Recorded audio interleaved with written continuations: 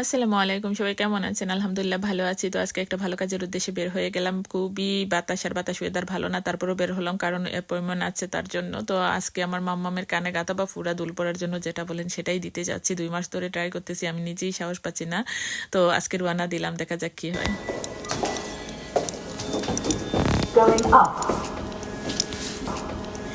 আরও পরে দিতাম, কিন্তু 2 বছর হয়ে গেলে তাকে স্কুলে দিয়ে দেবো, তারপর আবার যতদিন যাবে কানটা শক্ত হয়ে যাবে, যার কারণে এখনই দিয়ে দিচ্ছি।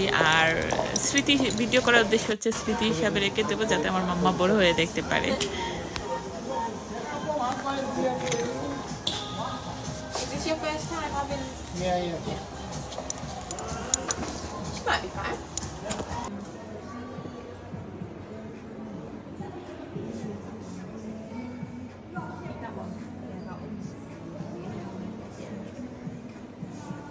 Would you like this position on this side?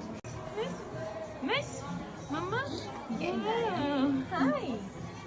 Hi, Burgess. Baba.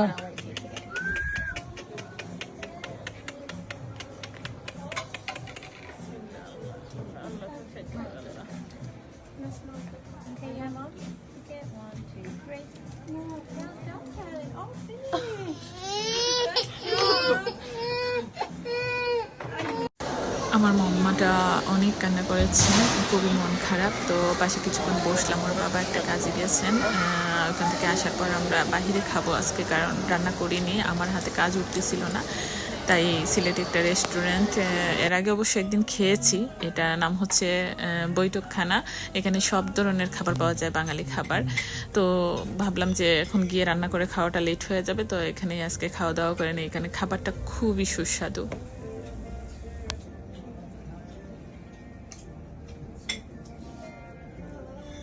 আমার মাম্মাটা এখনো কষ্ট পাচ্ছে, কারণ ও মনে করে ও যদি কখন ব্যথা পায় তখন কান্না করে কম, খুব সহ্য করে নেয়। কিন্তু যখন আমি ওর বাবা জোর করে ধরে কোনো ঔষধ বা খাবার খাওয়াই, তখন মনে করে যে আমরা জোর করে ওকে কষ্ট দিচ্ছি, এটা সে মেনে নিতে পারে না।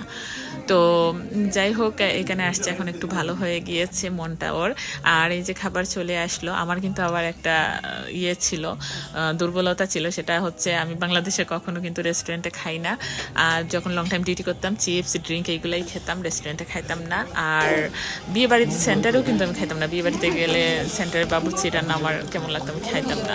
তো এই দেশে আসার পর একটু এই যে এটা নতুন রেস্টুরেন্ট, যার কারণে আমি একটু সাহস প্রয়োগ করে এই কালাবোনাটাই খেয়ে নিলাম, কারণ রেস্টুরেন্টের খাবার কিন্তু স্বাদ হয়, তো মানে সেই স্বাদ আর কি। তো যাই হোক, এতক্ষণ বন্ধুরা ভিডিওটা দেখার জন্য সবাইকে মানে অসংখ্য অসংখ্য ধন্যবাদ ও ভালোবাসা।